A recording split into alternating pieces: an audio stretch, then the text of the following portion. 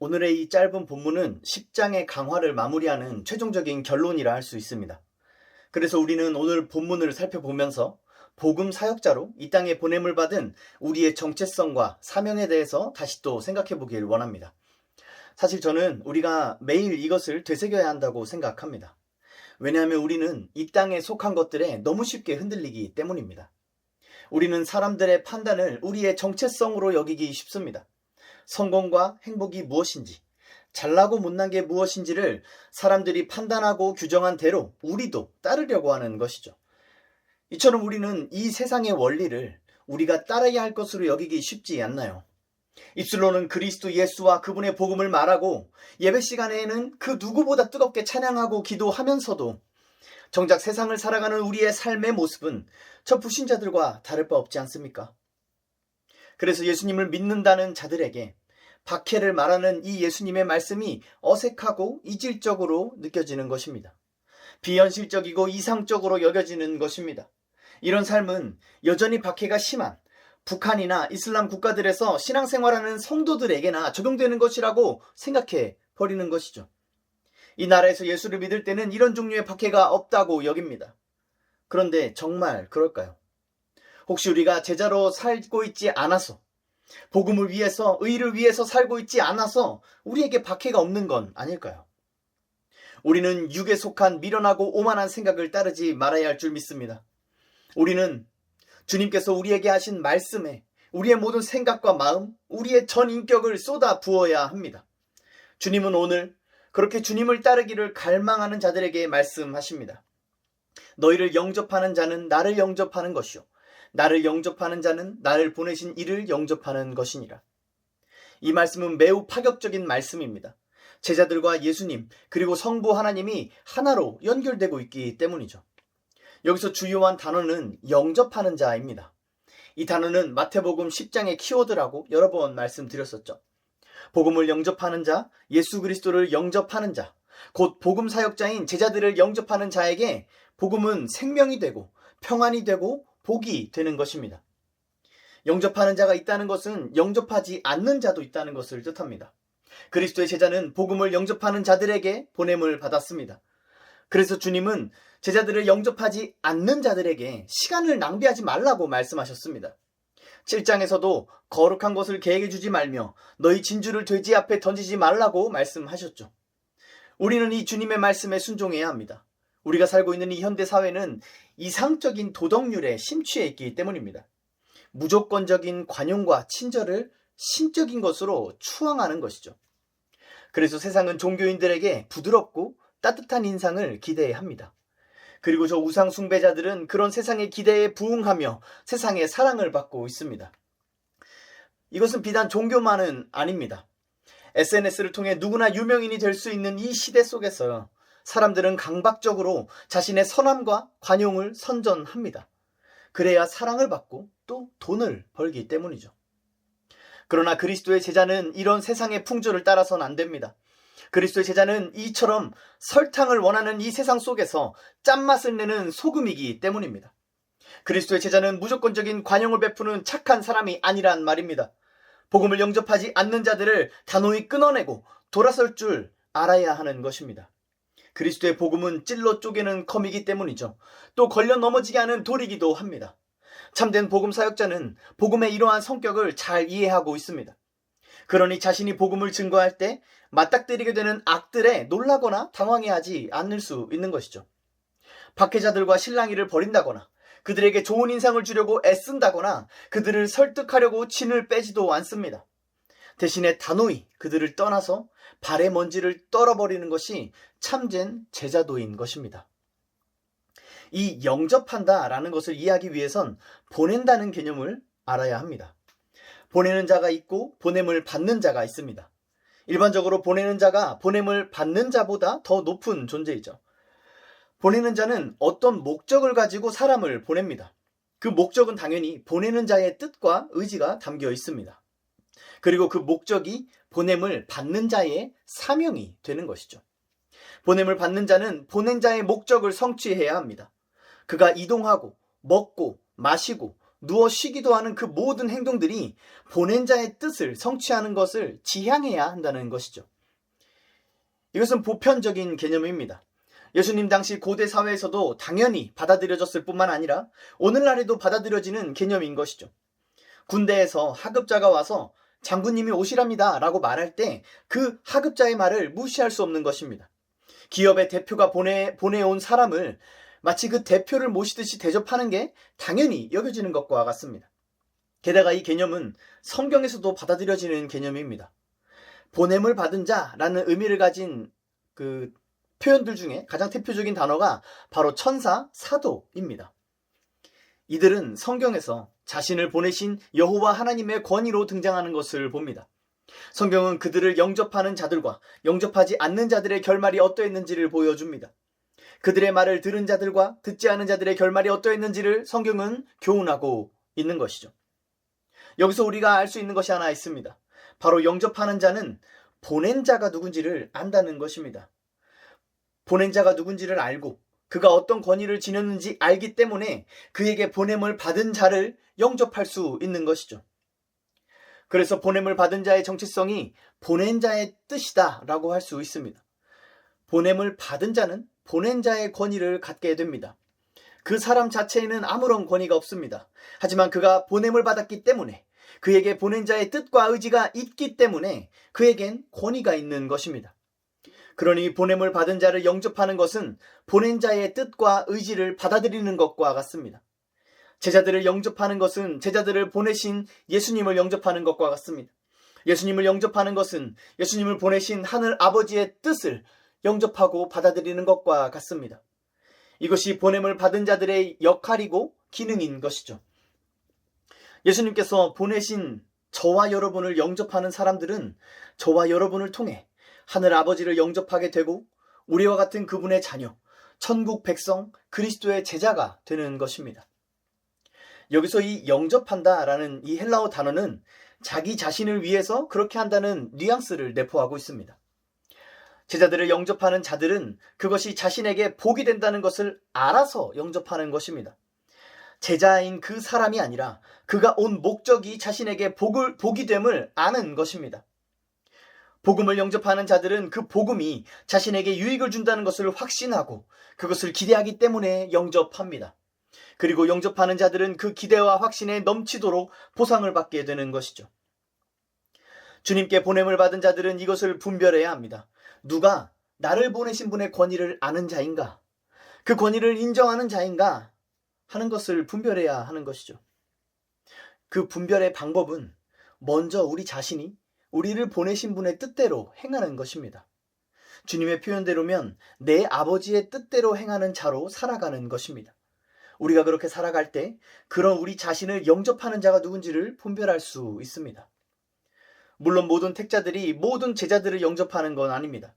택자들을 구원하시는 때와 방법은 하나님께 달려있기 때문입니다. 대표적으로 다소의 사울이 있죠. 그는 제자들을 영접하지 않는 자였지만 하나님의 때에 하나님의 방법으로 복음을 영접하는 자가 되었습니다. 그러므로 우리는 영접하지 않는 자를 만날 때에도 겸손해야 합니다. 그가 지금 나를 영접하지는 않았지만 이후에 다른 제자를 영접함으로 예수를 자신의 주와 구주로 영접하게 될지 모르기 때문입니다. 그러므로 우리는 먼저 우리 자신이 그들과 같이 복음을 대적하는 자들이었음을 기억하면서 하나님께서 저들에게도 긍휼을 베풀어 저들을 구원하시기를 기도해야 하는 것입니다. 이것이 우리를 보내신 하늘 아버지의 뜻이기 때문이죠. 또한 여기서 주님은 보낸 자들과 자신을 동일시하고 있습니다. 주님께 보냄을 받은 자들은 그 사명으로 말미암아 주님과 연합하는 것입니다. 반대로 주님과 연합된 자들이 복음 사역자로 보냄을 받는다고도 말할 수 있습니다. 핵심은 여기서 제자들을 보내신 예수님께서 자신 또한 보내심을 받은 복음 사역자로 말씀하신다는 것입니다. 물론 여기서 문법적인 차이가 있습니다. 헬라어 문법은 예수님을 보내심을 단회적인 사건으로, 제자들을 보내심은 지속성을 띠고 있는 것으로 말하고 있습니다. 여기에 신학이 있습니다. 예수님은 자신을 보내신 분, 곧 하늘아버지의 뜻을 단번에 완전히 성취하셨습니다. 그리고 그의 제자들은 그의 완전함 안에서 그 완전함을 따라 보내심을 받은 것입니다. 그러므로 제자들이 이 땅에 살아갈 때 두려워할 이유가 전혀 없습니다. 제자들이 실패하거나 실수하더라도 제자들의 사명은 마침내 완전함에 이를 것을 확신할 수 있기 때문입니다. 저와 여러분의 삶은 이 삶에 덩그러니 놓여져 있는 것이 아닙니다. 예수님께서 우리를 보내셨기 때문에 우리가 이 땅에 존재하는 것이고, 그 보내신 목적이 아직 유효하기 때문에 우리가 오늘도 살아가는 것입니다. 그런 우리의 삶은 우리를 보내신 그리스도와 연합한 상태입니다. 우리를 보내신 분께서 우리와 함께 하시며 우리를 통해 우리를 보내신 그 뜻을 이루어 가십니다. 사랑하는 성도 여러분, 이 사실을 믿으십니까?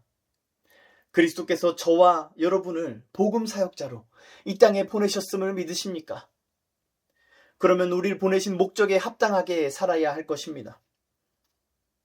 첫째로, 우리를 이 땅에 보내신 목적을 알아야 합니다. 이것이 제자도의 기본입니다. 예수를 믿는다고 하면서도 아직도 자신이 왜 살고 있는지, 이 일을 왜 하고 있는지, 무엇을 위해 살아가야 하는지를 모른다면 그는 마땅히 알아야 할 것을 알지 못하고 있는 것입니다. 하나님을 아는 일을 시작도 하지 않은 것이고, 엄밀히 말해서 그는 아직 성령을 받지 못한 것입니다. 우리에게 하나님을 알게 하시는 일이 성령 하나님의 주된 사역이기 때문에 그렇습니다. 그러므로 사랑하는 성도 여러분, 하나님을 아는 일에 힘쓰십시오. 말씀을 통해서 우리를 보내신 분이 어떤 분이신지를 알아야 합니다. 주님의 교회가 수천 년간 정립한 건전한 교리들을 통해서도 배워야 합니다. 우리를 보내신 분의 성품과 사역에 우리를 보내신 그분의 뜻과 의지, 그 선한 목적이 있기 때문입니다. 여러분의 삶의 이유가 궁금하십니까?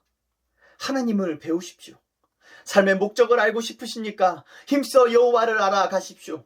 그것이 그리스도 안에서 저와 여러분이 오늘도 살아있는 유일하고 참된 이유임을 믿으시길 간절히 축원합니다. 둘째로, 그렇게 배우고 알게 된 지식을 따라 살아가는 것입니다. 말씀을 통해 하나님을 알게 하시는 분도 성령님이시고, 그 지식을 따라 살게 하시는 분도 성령 하나님이십니다. 그러므로 성령의 사람은 자기 삶에서 말씀을 살아내게 하시는 성령님의 역사를 경험하게 됩니다.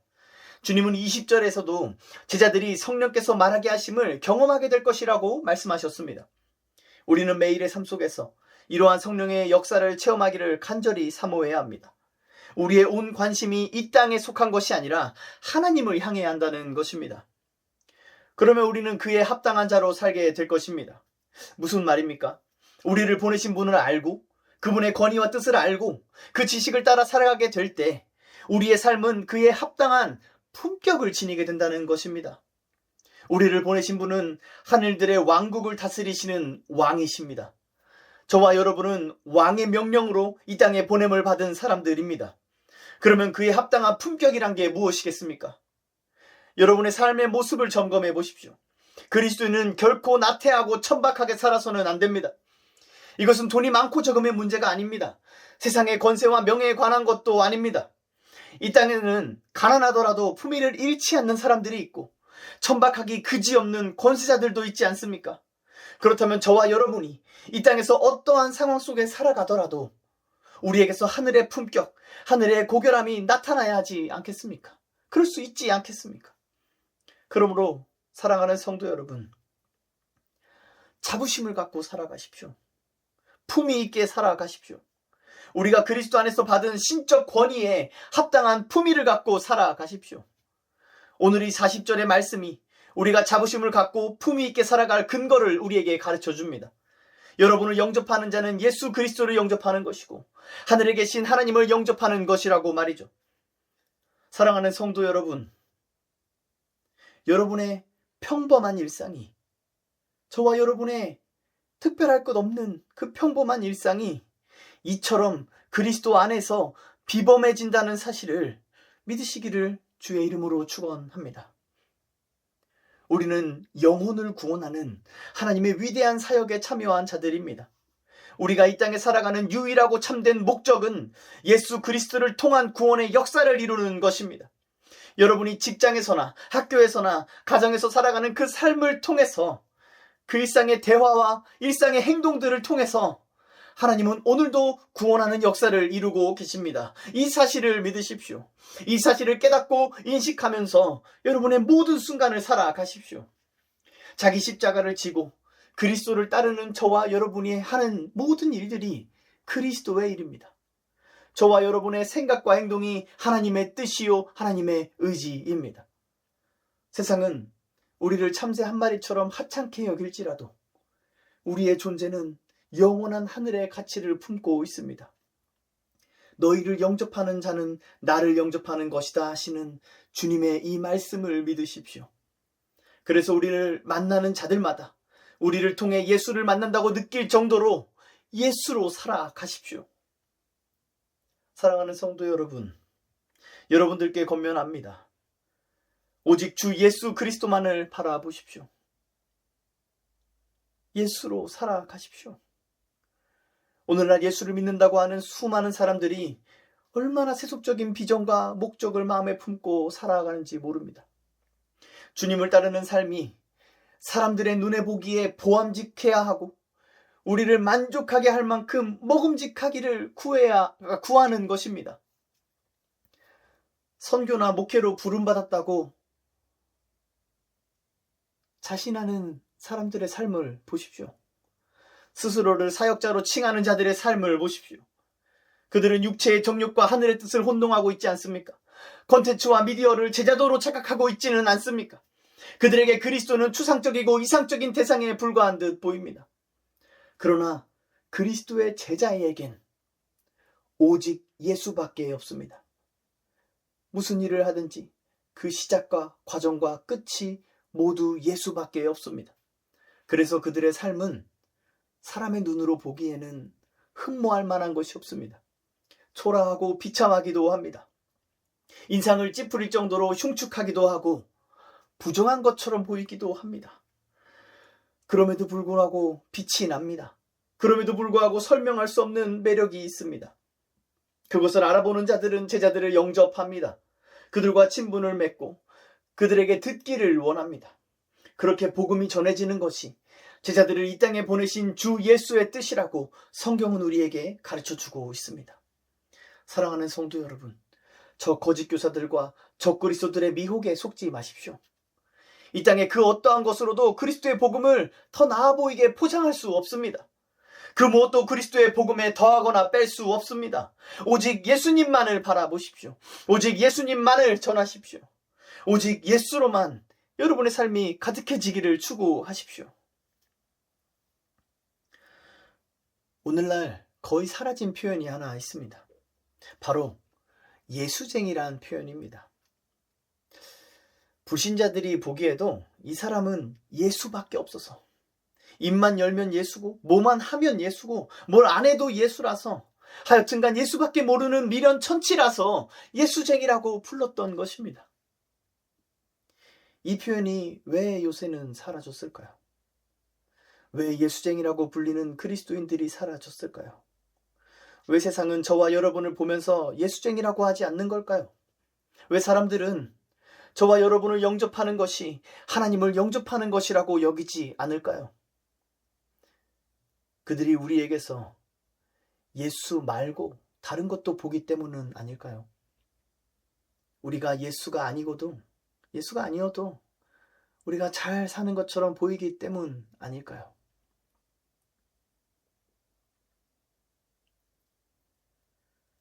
우리가 다시 예수쟁이라고 불리게 되는 은혜가 있기를 비통한 심정으로 축원합니다. 그렇지 않으면 우리는 살아갈 목적을 잃은 것과 다름없습니다. 삶의 이유를 잃어버리고 방황하고 있는 것과 다르지 않습니다. 우리를 보내신 이의 뜻은 우리를 통하여 예수 그리스도가 전해지는 것입니다. 우리의 삶에서 이 선한 뜻이 회복되어야 할 줄 믿습니다. 그래서 저와 여러분이 방황하고 있으면서 예수를 따른다고 착각하는 위선자가 되지 않기를 주님의 이름으로 축원합니다. 이어서 예수님은 제자들을 선지자, 의인, 그리고 작은 자라고 부르십니다. 선지자의 이름으로 선지자를 영접하는 자는 선지자의 상을 받을 것이요, 의인의 이름으로 의인을 영접하는 자는 의인의 상을 받을 것이요, 또 누구든지 제자의 이름으로 이 작은 자 중 하나에게 냉수 한 그릇이라도 주는 자는 내가 진실로 너희에게 이르노니 그 사람이 결단코 상을 잃지 아니하리라 하시니라. 선지자와 의인은 복음을 위해 박해를 받는 자를 가리킵니다. 복음을 위하여, 의의를 위하여 사는 자에겐 하늘의 상이 약속되어 있습니다. 이것이 주님께서 일관되게 가르치시는 약속입니다. 이 약속이 성경에 기록되어 있습니다. 무슨 말이냐면 복음을 위하여 박해를 받는 것이 곧 말씀을 살아내는 것이란 뜻입니다. 즉 말씀이신 그리스도를 따르는 삶인 것입니다. 따라서 복음을 위하여 사는 삶에는 반드시 박해가 있습니다. 의인은 그 박해를 끝까지 견딤으로 구원을 얻게 될 것입니다. 박해를 견디게 해주는 것을 성경은 믿음이라고 말합니다. 8장 9장에서 이 믿음은 예수님에게 구원을 받는 것과 주요하게 연결되어 있었습니다. 그런데 오늘 이 본문의 초점은 그렇게 살아가는 제자들이 아니라 그 제자들을 영접하는 자에게 맞춰져 있습니다. 이들은 제자들을 선지자의 이름으로 영접합니다. 의인의 이름으로 영접합니다. 제자의 이름으로 영접합니다. 이 이름으로 영접한다는 말은 그 제자가 선지자라는 정체성, 의인이라는 정체성을 갖고 있기 때문에 그를 영접했다는 뜻입니다. 우리는 복음 사역자로 살아가면서 동시에 복음 사역자로 살아가는 또 다른 제자들을 영접하는 자가 되어야 합니다. 이 두 역할이 받을 상이 동일하다고 주님은 말씀하십니다. 오늘날 많은 사람들이 십자가를 말합니다. 고난을 말합니다. 기독교 신앙을 어느 정도 진지하게 생각하는 사람이라면 복음을 위하여 박해를 받으라는 명령에도 진심으로 아멘 하기도 합니다. 복음을 위하여 박해를 받는 것은 그 자체로 숭고함을 느끼게도 하죠. 문제는 다른 사람의 박해에 관여하는 데 있습니다. 우리는 이 점에 대해 진지하게 생각해 봐야 합니다. 우리는 우리 자신이 당하는 박해와 고난에 대해서는 어느 정도 의연할 수 있습니다. 그 박해와 고난은 어찌됐든 순종을 선택한 나의 결정에서 비롯된 것이기 때문이죠. 그래서 순종을 선택할 때부터 마음의 준비를 할 수도 있습니다. 또 예상대로 고난과 박해를 만났을 때 자신이 그리스도의 고난에 참여한다는 사실로 인해 영적인 고향감을 느낄 수도 있습니다. 그런데 다른 제자의 고난에 관여하는 것, 참여하는 것은 전혀 다른 문제로 여겨집니다. 우선 그 사람이 박해와 고난을 당하는 것이 정말 복음을 위한 것인지 의의를 위한 것인지 확신하기가 어렵습니다. 또한 그가 당하는 박해와 고난은 사실 나와 아무 상관이 없습니다. 내가 굳이 저 사람이 당하는 어려움에 관여하지 않아도 아무도 나를 정죄하지 않습니다. 그래서 구태여 다른 사람의 고난에 관여하지 않는 것이 오늘날 우리의 모습이지 않습니까? 그래서 기도해 주겠다는 무책임한 약속만 우리는 하고 있지 않습니까? 그러나 오늘 말씀을 보십시오. 주님은 선지자의 이름으로 선지자를 영접하는 자를 말씀하십니다. 의인의 이름으로 의인을 영접하는 자를 말씀하십니다. 선지자는 하나님의 말씀을 전파하기 때문에 박해를 당합니다. 의인은 의를 위하여 고난을 당합니다. 그들을 영접한다는 것은 그 박해와 고난에 참여한다는 것입니다. 그 짐을 함께 짊어진다는 것입니다. 선지자의 이름으로 그 박해를 함께 당하는 것이고 의인의 이름으로 그 고난에 동참한다는 것입니다. 제자의 이름으로 그 십자가를 함께 짊어진다는 것입니다. 주님은 이런 자에게 상이 있을 것이라고 강조하며 말씀하십니다. 사랑하는 성도 여러분, 이 주님의 말씀을 들으십시오. 우리는 복음 사역자로서 우리의 직무를 감당해야 할 뿐만 아니라 우리와 같은 복음 사역자들을 홀로 두지 말아야 합니다. 그들의 사역에 동참하고 협력하며 박해와 고난의 십자가를 함께 짊어져야 합니다. 그렇게 하는 것까지가 우리의 사명임을 기억하십시오. 다른 사람의 고난에 참여하는 것은 어려운 일입니다. 나와 상관없는 그 일에 왜 굳이 관여해서 고통을 당해야 합니까? 다른 사람이 당하는 박해를 왜 내가 신경 써야 합니까? 여러분의 학교나 회사를 생각해 보십시오. 그곳에서 어떤 성도는 복음을 위하여 불이익을 당하고 있을지 모릅니다. 어떤 성도는 의의를 위하여 왕따를 당하고 있을지도 모릅니다. 또 어떤 성도는 선지자의 이름으로 조롱을 당하고 있는지 모릅니다. 또 어떤 성도는 의인의 이름으로 폭력을 당하고 있을지 모릅니다. 사랑하는 성도 여러분, 여러분은 그런 사람들을 발견할 때 어떤 선택을 하시겠습니까? 그 성도와 함께 하시겠습니까? 여러분과 상관없는 그 고난과 그 박해와 그 조롱과 그 폭력에 여러분도 선지자의 이름으로, 의인의 이름으로, 제자의 이름으로 참여하시겠습니까? 성경은 많은 곳에서 이것을 우리에게 명령하고 있습니다. 갈라디아서에서는 그리스도께서 우리에게 주신 자유로 서로 종노릇하라고 권면하면서 너희가 짐을 서로 지라고 명령합니다. 로마서에서는 믿음으로 자기 자신이 아니라 이웃과 형제들을 기쁘게 하라고 말합니다. 베드로전서는 각각 은사를 받은 대로 서로 봉사하라고 명령합니다. 빌립보서에서는 오직 겸손한 마음으로 각각 자기보다 남을 낮게 여기고 각각 다른 사람들의 일을 돌보라고 권면합니다. 마지막으로 히브리서 10장은 이렇게 말합니다.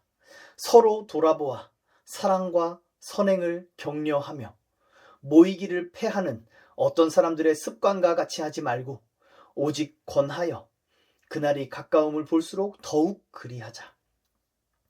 이외에도 데살로니가 전서, 에베소서, 요한일서 등등 수많은 곳에서 그리스도의 제자들에게 서로를 영접할 것을 명령하고 있습니다. 이 명령들에는 서로의 고난과 박해도 함께하라는 명령이 포함된 것임을 우리는 기억해야 합니다. 내 주변에 오늘도 말씀대로 살기로 고군분투하는 그 사람이 선지자입니다. 오늘도 경건을 힘쓰며 자기를 부인하고 그리스도를 따르기에 전심전력하는 그 사람이 의인이요 제자입니다. 우리 자신이 그렇게 살아야 하는 것이 마땅할 뿐만 아니라 그렇게 살아가는 우리의 형제들을 영접해야 함이 마땅합니다. 우리에게 이러한 명령이 주어지는 까닭은 예수께서 이것을 위하여 보냄을 받으신 분이기 때문입니다. 그렇습니다. 예수님은 자신과 아무 상관이 없는 고난과 박해에 참여하고자 이 땅에 오셨습니다. 예수님은 선지자의 이름으로, 의인의 이름으로 죄와 사망의 끔찍하고 처참한 고통 속에 있는 우리를 영접하셨습니다. 이 예수를 생각하십시오. 예수님이야말로 우리의 고통과 아무 상관이 없는 분이셨습니다. 예수님이야말로 우리의 괴로움을 외면하셔도 되는 분이셨습니다. 그러나 주님은 그러지 않으셨죠. 자기를 비워 우리와 같아지셨습니다. 지존하신 분께서 겸손을 배우셨습니다. 우리의 종이 되시고 우리에게 종노릇하시고 우리의 짐을 지시고 우리를 섬기시고 우리에게 봉사하셨습니다. 이 예수를 생각하십시오. 이 무죄한 분께서 우리의 모든 죄악을 짊어지셨습니다. 영광이신 분께서 모욕과 조롱을 당하셨고 진리이신 분께서 모함과 거짓 증언에 희생되셨습니다. 치료하시는 분께서 폭력의 상처를 입으셨고 만물을 감찰하시는 분께서 모두에게 외면당하셨습니다. 저와 여러분을 영접하기 위해서 말이죠. 이 예수께서 저와 여러분을 영접하셨습니다. 선지자의 이름으로, 의인의 이름으로, 제자의 이름으로 우리를 영접하셨습니다. 그리고 우리를 선지자로, 의인으로, 제자로 보내십니다. 우리가 무엇을 해야겠습니까? 우리가 무엇을 하며 살아야 하겠습니까? 우리 역시 서로를 영접함이 마땅하지 않겠습니까? 그러므로 사랑하는 성도 여러분, 서로 사랑하십시오. 서로 사랑해야 서로의 짐을 짊어질 수 있습니다. 사랑해야 서로를 선지자로, 의인으로 존중할 수 있습니다. 사랑해야 나와 상관없는 남의 일이 나의 일이 될 수 있습니다. 서로 사랑하십시오. 예수님은 겟세마네에 가시기 전에 제자들의 발을 닦으셨습니다. 그러면서 너희도 서로 발을 씻어주라고 말씀하셨죠. 이어서 주님은 내가 너희에게 행한 것 같이 너희도 행하게 하려 하여 본을 보였노라 라고 말씀하셨습니다. 예수님께서 보이신 본을 따르십시오. 오늘날 신앙생활은 개인주의화 되어 버렸습니다.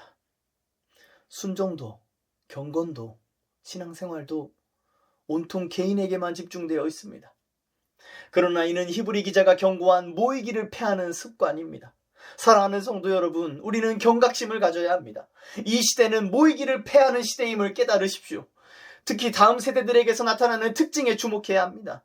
다음 세대들은 대면하기를 꺼려합니다. 전화통화도 불편해해서 콜포비아라는 말까지 생기기도 했습니다. 사람들을 만나도 인격적인 교제를 꺼려합니다. 서로를 익명으로 부르고 단회적이거나 단기적인 만남을 추구합니다. 이 모이기를 패하는 습관들이 오늘날 교회에 어떻게 침투해 들어왔는지를 우리는 분별해내야 합니다. 이 시대적인 죄악은 성도들을 고립시킵니다. 교회의 연합을 해방하고 성도의 교제를 교란시키고 있습니다. 이런 시대에서 성도들이 서로의 발을 닦아준다는 것은 상상도 못한 일이 되어버립니다. 남의 발을 닦는다는 것은요, 자신을 지극히 낮추는 행동입니다. 남에게 내 발을 내보인다는 것은 자신의 부끄러운 면을 내보인다는 것입니다. 현대 그리스도인들은 이러한 섬김을 낯설고 불편한 것으로 여기지 않습니까? 수많은 성도들이 교회 안에서도 익명으로 존재하려 하지 않습니까? 그래서 여전히 자신이 숨기 좋은 대형 교회에 사람들이 몰리는 것 아닙니까? 저와 여러분이 그렇지 않습니까?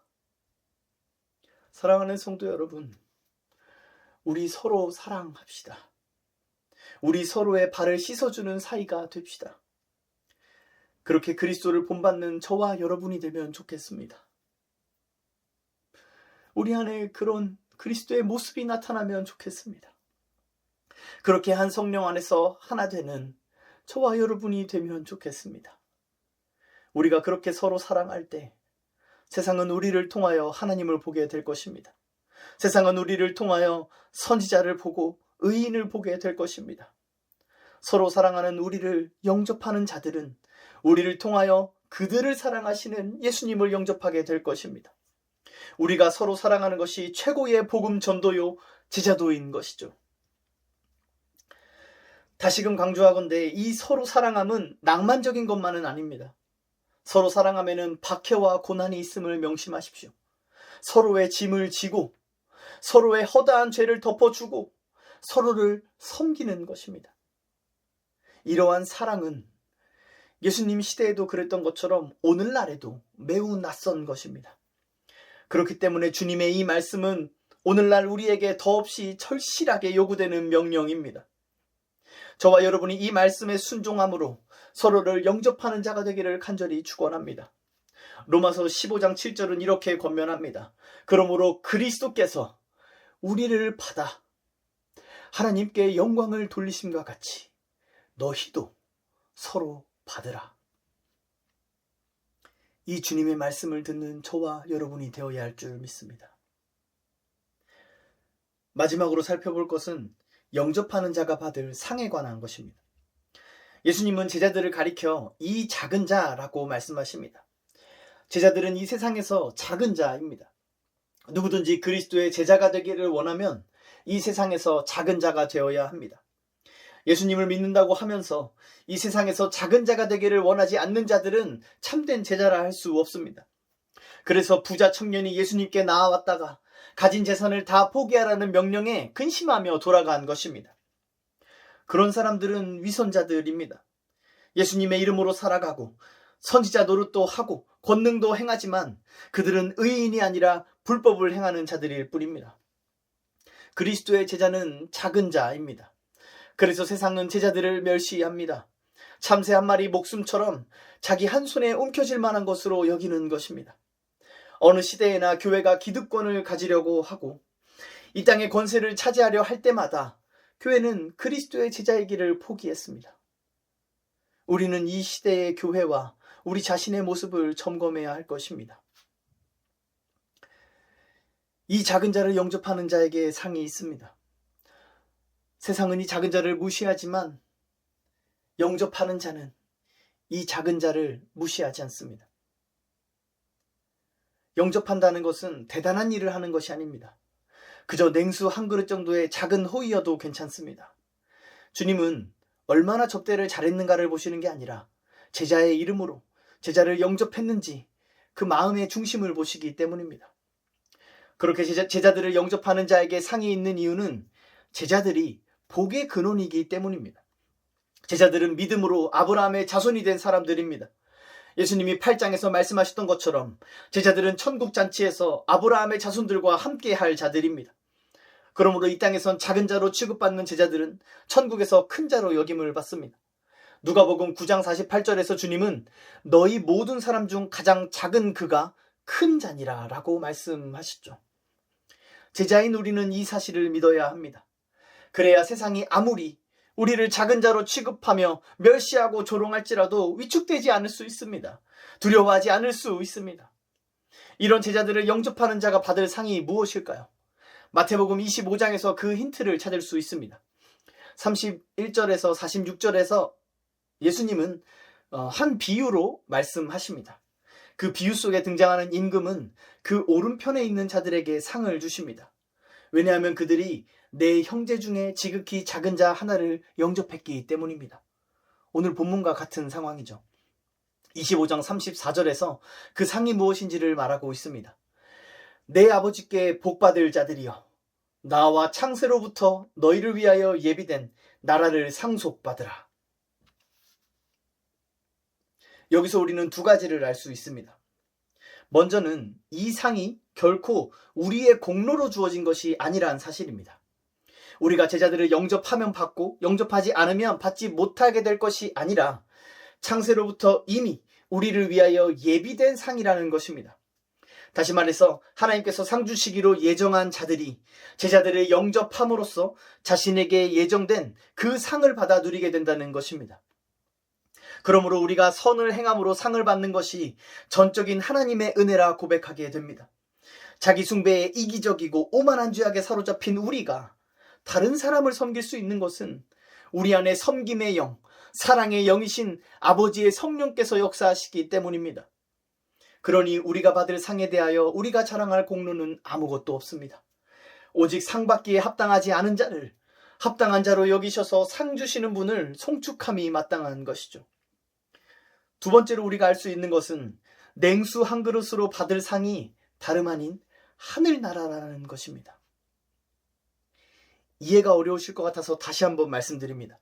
제자의 이름으로 냉수 한 그릇을 대접했다고 한 나라, 한 왕국, 한 제국의 상속자가 되는 것입니다. 이해가 되십니까? 너무 말도 안 되고 어처구니가 없어서 이 말씀이 우리에게 잘 와닿지 않을 수 있습니다. 제가 오늘 예배를 마치고 집에 가는 길에 서울역에서 길을 헤매는 한 미국인을 만났다고 칩시다.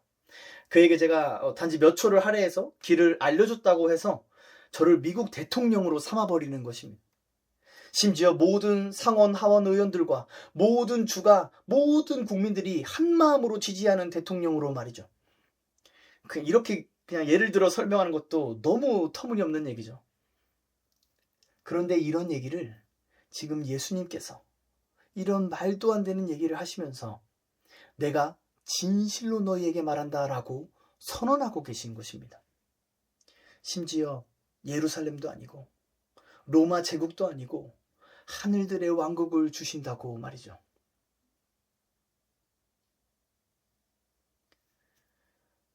다시 한번 오늘의 말씀을 정리해 봅시다. 제자들은 천국잔치에 참여한 자들입니다. 제자들은 언약의 자손들과 함께 선지자로 여김받고 의인으로 여김받고 하늘아버지의 자녀로 여김을 받습니다. 뿐만 아니라 그런 제자들을 영접한 자들에게도 동일한 복이 주어집니다. 그들의 작은 호의는 피조물이 받을 수 있는 가장 큰 상급으로 보답을 받습니다. 보답 정도가 아니죠. 받는 사람이 두려워 떨 만큼 압도적인 상이 그들에게 주어집니다. 그것은 한 나라, 왕국, 제국입니다. 그것은 언젠가 몰락할 왕국이 아니라 영원한 나라입니다. 그래서 성경은 여러 곳에서 우리가 그의 제자, 그의 백성들이 왕노릇하게 될 것이라고 약속하고 있습니다. 사랑하는 성도 여러분, 이것이 저와 여러분이 그리스도 안에서 받은 상인 줄 믿으시길 바랍니다. 우리가 종말의 왕노릇할 뿐만 아니라 오늘 하늘 보좌에 앉아 계신 그리스도 안에서 오늘 그리스도와 더불어 왕노릇하는 자들임을 믿으시기를 바랍니다. 에베소서 1장의 말씀처럼 이 세상은 저와 여러분의 발 아래에 있습니다. 우리는 그리스도 예수의 이름으로 이 땅을 다스리고 통치하기 위해 이 땅에 보냄을 받은 자들입니다. 우리는 그리스도 안에서 상속자요 통치자로 오늘을 살아가야 하는 것입니다. 어떻게 그렇게 살 수 있을까요? 그리스도를 따라서 섬김의 종이 되는 것입니다. 사랑하는 성도 여러분, 이 복음의 원리를 배우십시오. 그리스도께서 이 세상을 이기시고 세상의 권세를 잡으신 방법은 섬기는 자가 되는 것이었습니다. 그는 고아와 과부의 도움이 되셨고 세리와 창녀와 죄인들의 친구가 되셨습니다. 그는 자신을 붙들어 억지로 왕 삼으려는 자들을 피하셨고 자신을 앞세워 로마를 전복시키려던 제자들의 발을 씻기셨습니다. 이것이 우리가 상을 받는 방법이요, 우리가 받은 상을 누리는 방법임을 믿으십시오. 한국교회는 2년 전 가을에 광화문과 실청 일대에 모여서 정치적인 행동을 보였습니다. 그건 예배가 아니었습니다. 정치적 목적으로 모인 종교 집단의 권력 행사였습니다. 그러나 이 세상은 아랑곳하지 않고 여전히 포괄적 차별금지법안을 공식 발의하고 추진해 나가고 있습니다. 이것은 한 가지 예의에 불과합니다. 이처럼 세상과 같은 방식으로 이 땅의 원리와 이 땅의 방법으로 교회가 결코 세상을 이길 수 없다는 것을 우리가 깨달아야 하는 것이죠. 우리가 따르는 예수님은 정치적 메시아가 아니셨음을 우리는 깨달아야 합니다. 사랑하는 성도 여러분, 예수 그리스도를 따르십시오. 이 세상에서 큰 자, 강한 자가 되려 하지 말고 도리어 작은 자, 약한 자가 되십시오.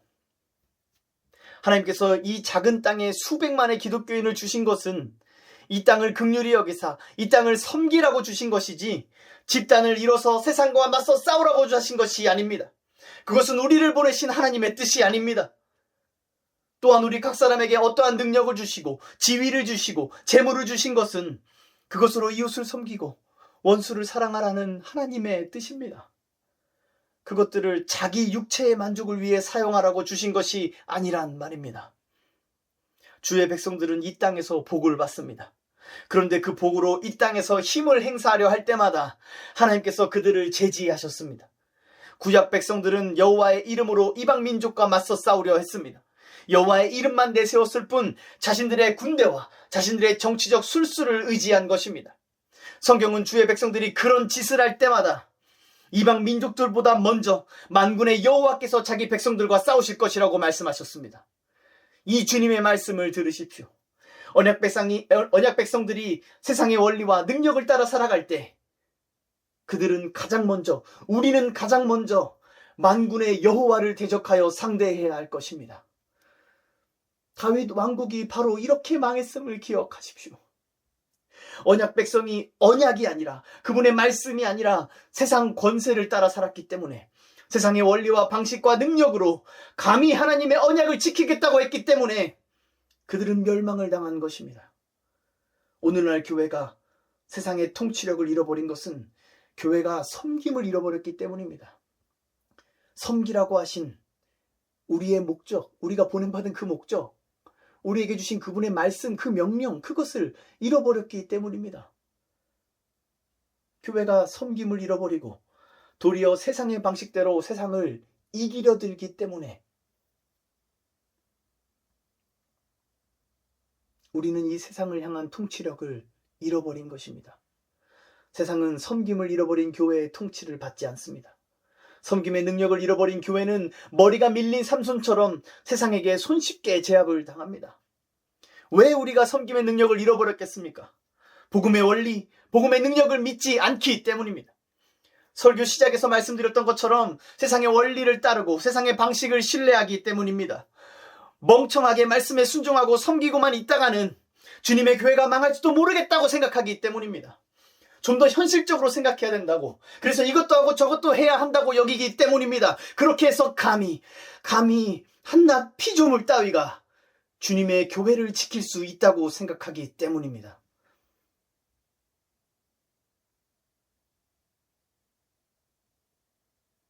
사랑하는 성도 여러분, 예수 그리스도를 따르십시오. 아버지의 뜻에 전적으로 순종하신 예수께서 겟세마네에서 자신을 나타내셨을 때 세상 권력은 물러가서 땅에 엎드려졌습니다. 그러나 그의 제자들이 섬김을 잃어버리고 이 땅에서 큰 자가 되려 했을 때 그들은 어김없이 세상에서 패배를 맛보아야 했습니다. 이러한 복음의 원리를 따르지 않으면서 어떻게 그분의 제자가 될 수 있겠습니까? 이 복음의 능력을 믿지도 않으면서 어떻게 복음으로 살 수 있겠습니까? 교회가 그리스도를 본받아 섬김의 종이 될 때 교회는 이 땅에서 왕노릇하게 될 것입니다. 교회가 복음을 위하여, 의의를 위하여 고난과 박해를 받으면서도 맞대어 싸우는 것이 아니라 반대표 뺨을 돌려댈 때 세상은 교회를 감당하지 못하게 될 것입니다.